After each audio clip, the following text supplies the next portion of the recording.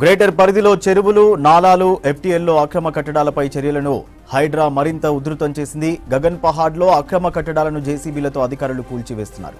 అప్పా చెరువు పరిధిలోని 13 అక్రమ కట్టడాలపై హైడ్రా అధికారులు చర్యలు చేపట్టారు.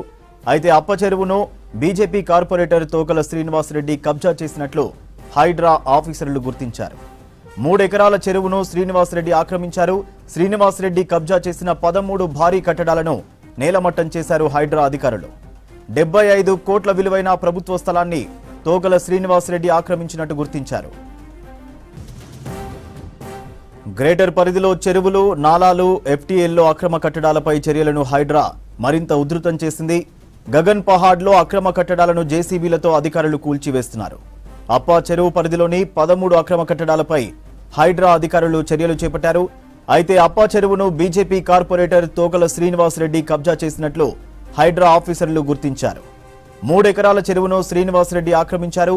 శ్రీనివాసరెడ్డి కబ్జా చేసిన 13 భారీ కట్టడాలను నేలమట్టం చేశారు హైడ్రా అధికారులు. 75 కోట్ల విలువైన ప్రభుత్వ స్థలాన్ని తోకల శ్రీనివాసరెడ్డి ఆక్రమించినట్లు గుర్తించారు. హైదరాబాద్ సిటీ పరిధిలోని చెరువులు, నాలాలు, బఫర్ జోన్లలో అక్రమ కట్టడాలను కూల్చివేస్తోంది హైడ్రా. రంగారెడ్డి జిల్లా రాజేంద్రనగర్ పరిధిలో గగన్ పహాడ్లో అక్రమ కట్టడాలను ఉదయం నుంచి తొలగిస్తున్నారు హైడ్రా అధికారులు, సిబ్బంది. అప్పా చెరువు ఎఫ్టీఎల్ పరిధిలోని 13 అక్రమ కట్టడాలు ఉన్నట్టు హైడ్రా అధికారులు గుర్తించారు. ఆక్రమణదారులు ఇక్కడ చెరువు భూములను కబ్జా చేసి భారీ షెడ్లు వేశారు.